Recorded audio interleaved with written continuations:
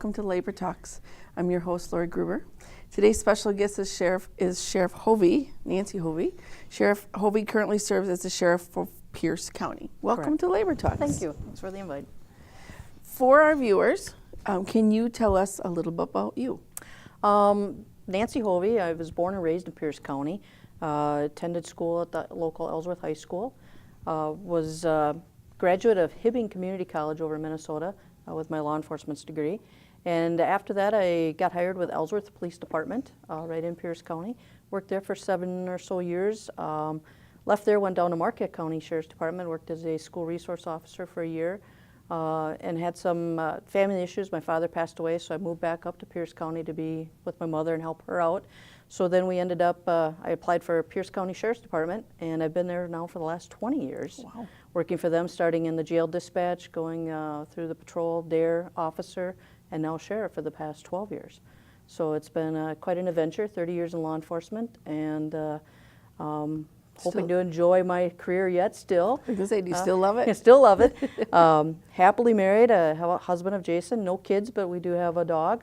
That's kind of like our kid, I guess, for most people. Yeah, same as our house. Yep, and a lot of nieces and nephews I get to spoil, so I'd rather spoil them. And send them home. That's it, that's it. A little candy and on the way. I'm an expert at it.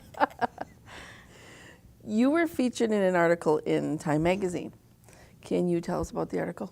That was interesting. I got a call from Time Magazine, and they were doing an article on law enforcement around the United States. So they were contacting all over. They had contacted a sheriff in Dane County and asked him if he knew of anybody that would be interesting to talk to them, and they wanted a smaller sheriff's office. So he threw my name out there. They called me, and we had a 30-minute kind of interview over the phone, and the next thing I know, my name appears in the Time Magazine. So that was kind of exciting, but the problem was that nobody in Pierce County sells Time. So I had to do some major running and some begging of people to go out and find the magazine. Find the for magazine? Me. Yes. But it was interesting because they were trying to get the philosophy of how the difference of a large department versus a small department and county versus city, that type of thing. So it was kind of a neat article to be part of. Oh, that's really cool. Yeah, loved it.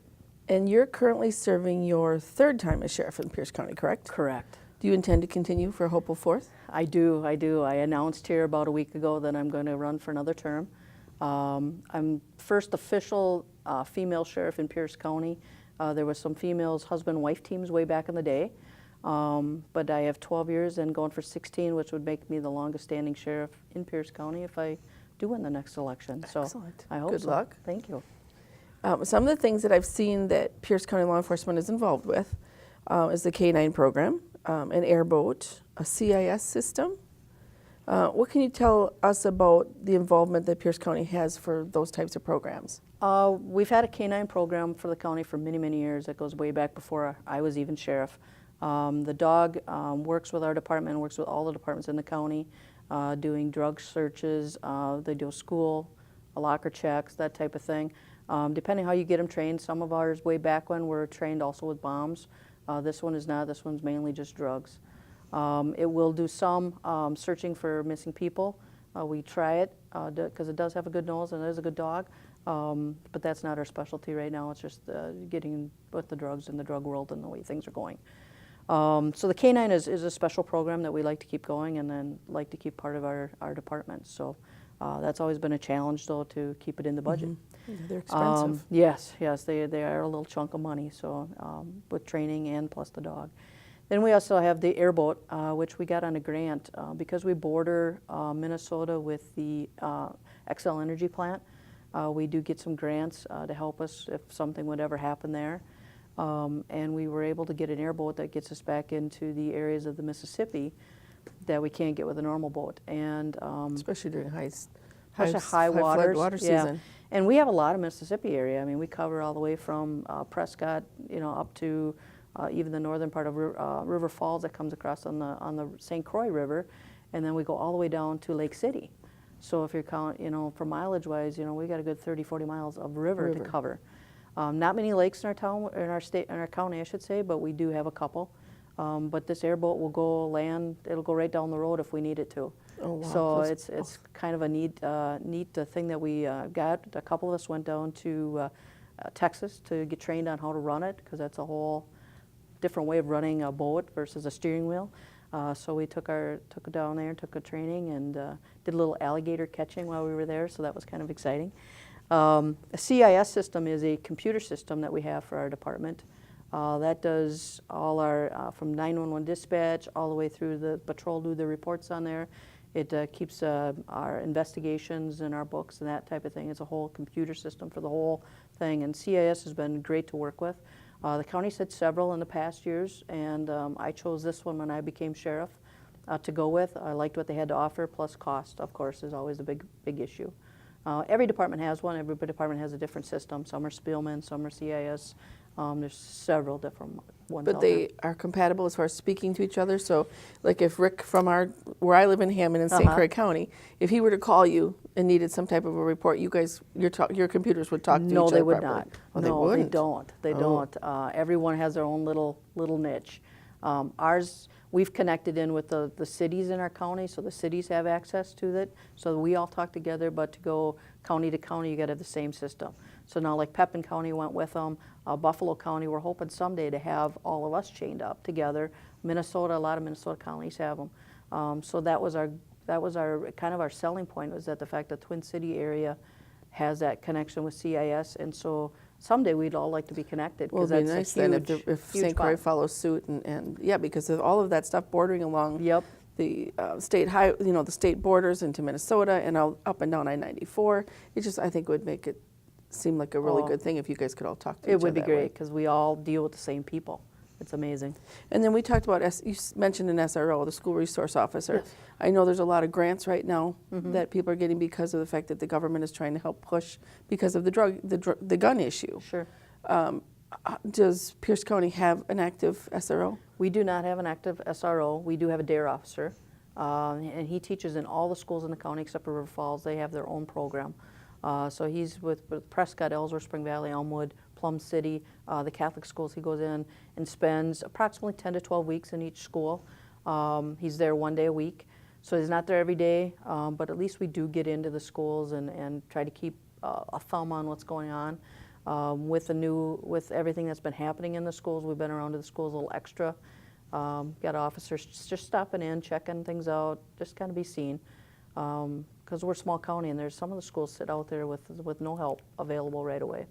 And I participated in an active shooter drill, which was really impressive to see all the law enforcement come together and the emergency response people come together and to do that drill.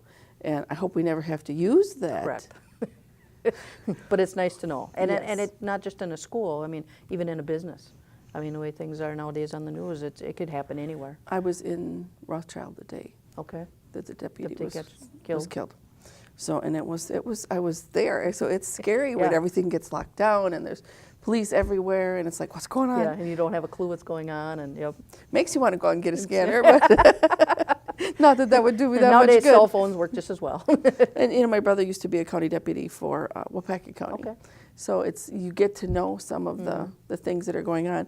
Obviously, with HIPAA laws and things like that, nobody can share, private things, which I keep reminding people being a village board member when they ask the police chief, so what did you go do? He can't tell you that. everything, yes. It's not a gossip session. It's people's lives we're dealing with, and most of them are having a bad day. So Yeah. You served on the DARE America Executive Law Enforcement Advisory Board. Tell us about that. I currently still serve on that DARE America executive board, and what it is it's chiefs and sheriffs from around the United States who get together and kind of watch the DARE program, how it's evolving, maybe make suggestions on what can be changed. We have kids on our board also, so they're keeping us up on the new rave or whatever it may be for that school or the school area. I know with DARE it's very tough because what's happening on the East Coast may not be happening on the West Coast, which, north, south. So it's always a neat combination to bring everybody together to hear what's happening around the world. We have a meth problem. Meth is not big out Right. east I was or just west. going to say, in our state, So, yeah. even in our state, the heroin problem on this side of the state versus the meth problem on our side of the state. Right. So it's all different all around. So they try to keep it. They've redone their program, so it's a little more general. and just, hitting the, respect, the bowling. Besides, you're not always talking about drugs. It's just everyday life things and how to make good decisions. And so it's a passion of mine. I was a DARE officer for 6 years. I currently still teach officers to be DARE officers internationally, have them from Canada all over. So that's been kind of fun to learn their ways and how things work. And then, I go to teach in Minnesota and Wisconsin also for our own DARE officers. So it's something big in my heart. I love the program. I respect the program. And, some people knock the program, but I think it's more of the connection of the officer with the students. That is huge nowadays. If they've got somebody they can talk to and trust, that's a big deal. And they're not afraid of police, and they don't have this preconceived correct notion in their brain that, oh, he's coming to get me. Yeah. Run from the cops. Say, well, hide out, or be good, or I'll have you arrested. Well, no. Here's somebody that's here to be your friend and to listen to you. I know there's a balance between feeling that your officer has become a truancy officer and at school all the time versus someone that is there to high five the kids and be on their side. I know even in Little Hammond we have that problem where you get one day they're complaining that he's not at the school enough, and then the next day you're at the school too much, the school might as well pay your salary. Right. So there's a happy medium, and what's the one thing nice with our DARE officers is that most of the cities have their own police, so the police handle the calls you don't want to go to, where we come in and we get to have fun. So as a DARE officer, it's kind of more on the positive side. Granted, do you deal with some serious sides? I mean, I've had it to where we had a DARE box in every room so kids could ask questions during the week if they thought about it, throw in the DARE box. One day I went and looked at the DARE box and there was a suicide note. I was so happy I looked at that DARE box that day because I hopefully saved that kid's life, and he's still alive today. Impressive, yeah. But that was an eye-opener going, I'm here not only to have fun, but to be a confident and be a helpful hand to somebody. And I know that one of the things that we're running into is, of course, funding. The funding for, so our police chief is going to look into doing the grants, like I said, for the SRO. Then it's like, okay, who pays for it? Right. Our school district, like many in Wisconsin, are a combined school district. So it's like, okay, then this community would pay this much, this community may pay this much. Let's see if we can get the school board to pay this much. Yep. They can at least do their own, raising taxes and levies. Yep. And we can't do that. But then if you got one committing, then they want more than the other one, and it becomes a very And then what happens hardship. to that person in the summertime? Right. When when school's not in session. Correct. And then the other question that came up the other night is many of our school districts have a lot of township children. Yes. So they should take ownership in it too. So one of the suggestions is that maybe we should do it like we do the assessments for the United Fire. Okay. Yep. Because that covers all of those Everybody. communities. So it's one of these things that I think every community in Wisconsin, if they're going to look at going for those grants, they're going to have to deal with that lack of funding. It's a big spec because it's only covering so much of the officer, and then it probably only covers for so many years. So then what are you going to do after that 3-year mark when it doesn't cover anymore? Who's going to pick it up? Who's going to pay for it? Or is it just a done position?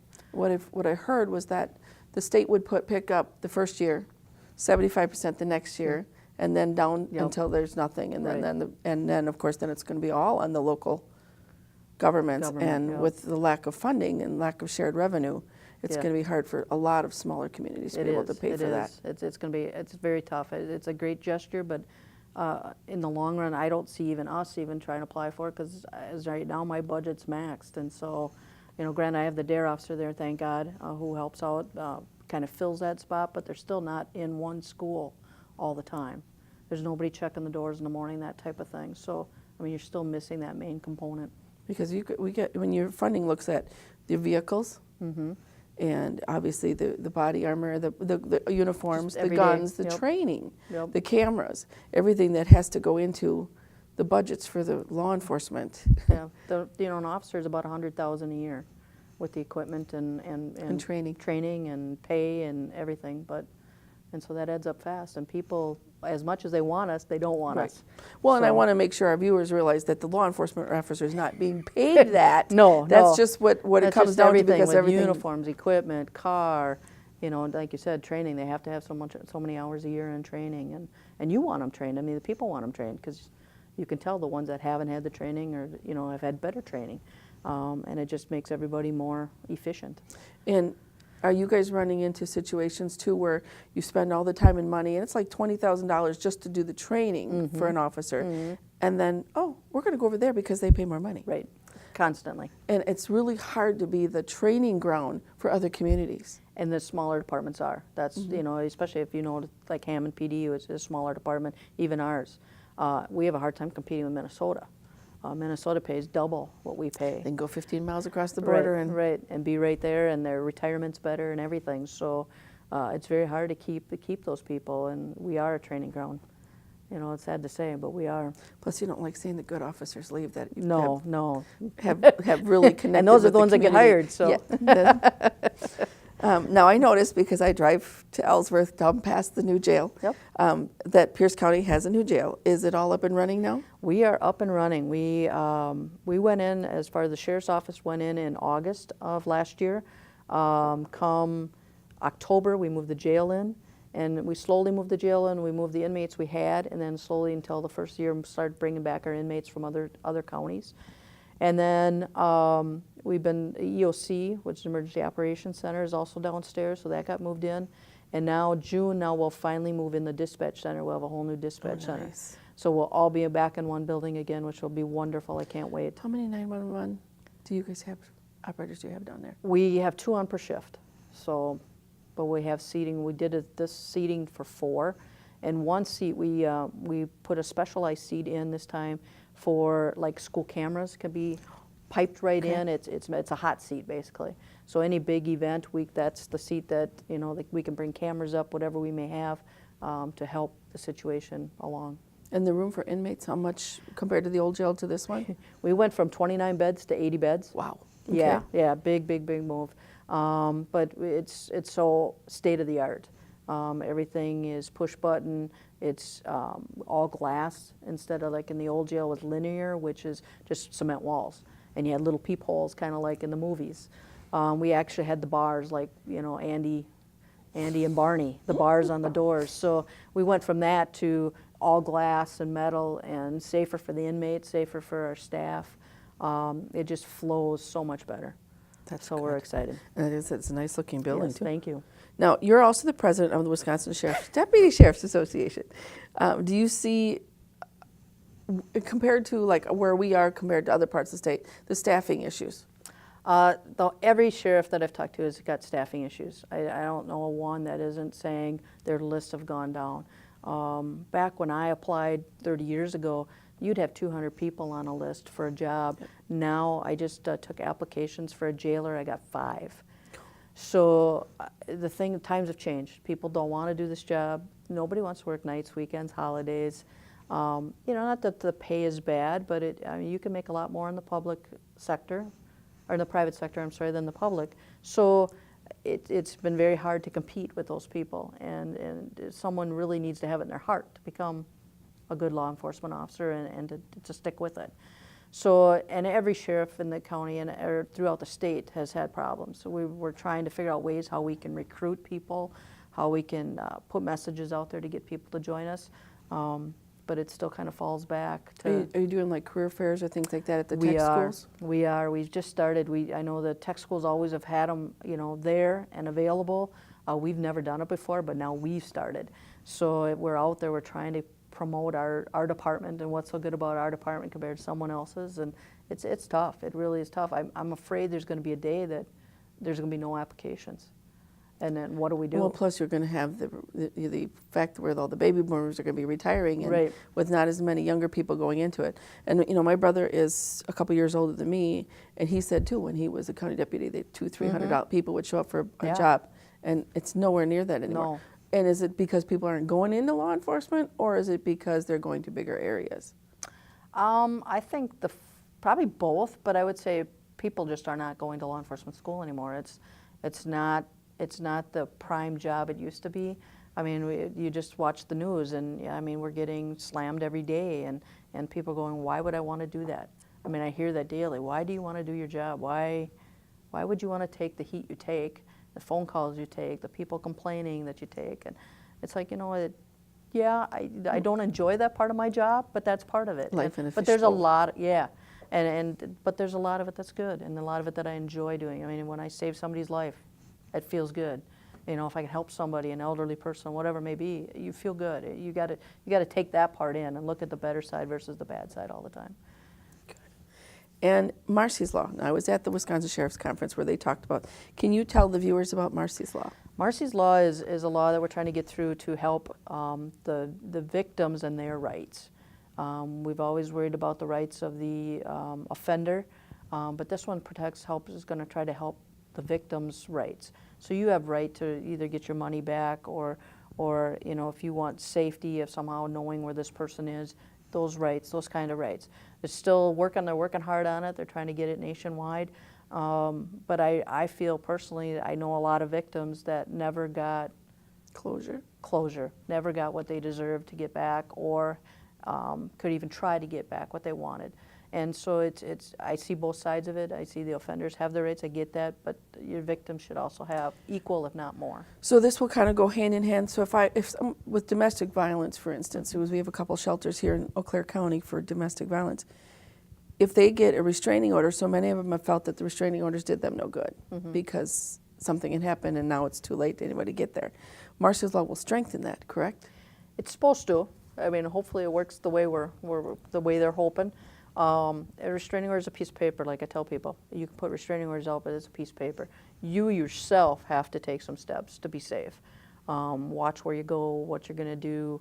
You know, keep track of that person. We now have the VINE system in the state, and the VINE system, you can sign up on the VINE system, put in that person's name that you want to know if they're in jail, out of jail. They will call you. You will get an automated phone call.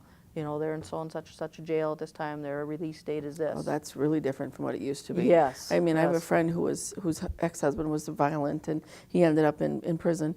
And both her and her kids would try to find out where he was at because they wanted to make sure if he got out, they were safe. And they could never get any information. Never, no. And so this VINE system has been wonderful. I even use it if I have a person that's mad at me, if I get threatening notes or whatever, somebody that I've arrested, I put my name in and put their name in, and so I know if they're in prison, they're in jail, where they're at. So part of that, you know, is a responsibility also of the victim to make sure they get that information. But this will for sure help that. Yep. We have a couple, I think, epidemics in our country right now. One, of course, is the opioids. I know there's a couple different counties, especially with elections in the fall coming up, where people want to let everybody know where they stand on those issues.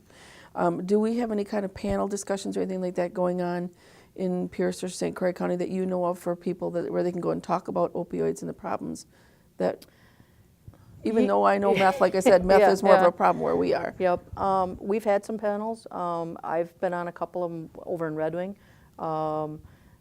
United Way's put some on because they're trying to figure out, you know, to help the situation as much as they can. And us sheriffs and chiefs have gotten together discussing what we can do. The problem is that there's not enough people to go around, not enough help. I hate to say it that way, but it's kind of the truth. I mean, I have one drug investigator for my whole county, and we have a problem. I mean, it's everywhere, and it's cheap to get, it's easy to get, and the kids nowadays, to try something new is not out of the question anymore. They try all kinds of things new. Yeah. Soap pods, come on. I mean, why would we eat soap pods? Drinking hand sanitizer because it's 40% alcohol. Yes. I mean, let's try to get it wherever we can. So, and now you got the vapor thing, the vape cigarette. I saw that on the news last night. So they're always trying something new. The kids nowadays are not. They need that excitement for some reason, and we've kind of channeled them that way, and tried to stay ahead of it is almost impossible. I don't know, you know, I don't have an answer. I mean, we talk about it, we discuss things we can do and help with, and we try to help those that we can, but some don't want to help. Some want to just stay. And with gun control, is there any advice that you like to give our viewers, especially when it comes to our schools? This is a hot topic. I have a couple opinions on it, and they're my opinions, of course. Everybody has the Second Amendment. We have the right to have guns. But with that being said, as a country, we really need to look at mental health. We can blame students, we can blame adults for shooting up places, but I see it in our own county. We have mental health issues more than ever. And with that being said, we don't have the people to follow up on these people. We deal with them on law enforcement. We take them to wherever we need to take them, whether it be another hospital, but they're there for maybe 48 hours, and they get released back into their own home or back into the public, and no follow-up happens right away. And these people need follow-up now, not 6 months down the road. So, and our human service mental health staff is swamped. We have them at the jail, and I know they sign up to attend these meetings. We get an hour, I think an hour every about 2 hours a week we get. And so this, we have a lineup. We have 11 people that want to see them, and we can get 3 in. So even we can't even satisfy our needs in the jail. So I think that's a huge thing. That's a thing we need to hit on more than anything is the mental health. And if you do have guns in your home, I'm a big proponent of have them locked up. Have them locked up, have them secured, and don't have your kids have access to them. Is there anything else that you'd like to add for our viewers? Not really. I just want to say thank you for having me, and it's been a pleasure. And these are some neat topics, and it's always fun to come and brag up my department, I guess. So I'd say I have a great group of people and a great staff, and like I said, a whole new building that we're just enjoying. So thank you. You're welcome. Thank you for coming. That's today's program. We want to, my thanks to our viewing audience and to Sheriff Hove, because we wouldn't be able to make the program available to our viewers with good subject matter if we didn't have good people to come. My thanks also to those fellows working behind our cameras and here at the studio from Valley Media Works, who not only make our program possible, but give us an outlet for our working voices, our working family voices. And a final note, Labor Talks is on channel 993 twice weekly. You can also use your favorite search engines with keywords Labor Talks and CBC TV and find us on YouTube. Thanks for tuning in.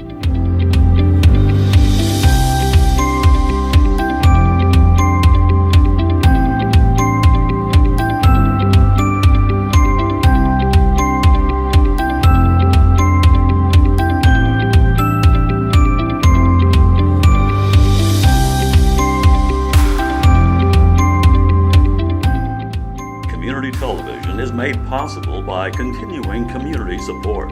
If you would like to volunteer or make a donation, you can contact us by calling 715-839-5067 or on the web at www.cbctv.org.